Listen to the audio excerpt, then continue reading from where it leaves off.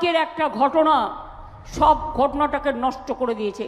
আমি জানি না কারা এটা করেছে, প্ল্যান করে করেছে ডেফিনেটলি। আমার খুব মনে হচ্ছে একমাত্র মানুষ ছাড়া আর কেউ আমার সাথে নেই। এবার ওরা ইলেকশনটা বাতিল করার চক্রান্ত করছে। একটা ঘটনা নিয়ে বলে দিচ্ছে সারা রাজ্যের আইন শৃঙ্খলার অবস্থা খারাপ। একটা ঘটনা আপনারা বানাবেন আর সেই ঘটনা নিয়ে সারা বাংলার বদনাম হবে। এটা কেন হবে, কেন হবে, কেন হবে, প্রশ্নটা আপনাদের কাছে আমি রেখে গেলাম। আর ইলেকশন কমিশন আপনারাই নিযুক্ত করেছেন, যাদের দেখেছেন যারা আসলে কাজ করতো তাদের সব তামিলনাড়ুতে পাঠিয়ে দিয়েছেন, কেরালায় পাঠিয়ে দিয়েছেন। যারা চিনতো জানতো, আপনারা ভুলে গেছেন এত সহজ নয় সব কিছু সামলানো। সবাই সব কিছু পারে না।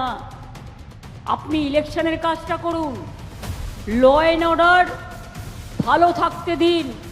আমি আইপিএস আইএসদের মধ্যে ভাগাভাগি করি না। সিএস আপনারা তৈরি করেছেন, তাকে শোকজ করেছেন। হোম সেক্রেটারি আপনারা করেছেন, ডিজি আপনারা করেছেন, সিপি আপনারা করেছেন, এসপি আপনারা করেছেন, আইসি আপনারা করেছেন, বিডিও আপনারা করেছেন। তারা জানবে কি করে নতুন এসে কোথাকার কি জিওগ্রাফি, ডেমোগ্রাফি? বাংলার ডেমোগ্রাফি জানেন না, আর আপনারা বলছেন ডেমোগ্রাফি চেঞ্জ হয়ে গেছে। টোটালটাই অমিত শাহ করিয়েছে, টোটালটাই চক্রান্ত অমিত শাহ ইলেকশন কমিশনকে দিয়ে। তাকে রেজিগনেশন করতে হবে।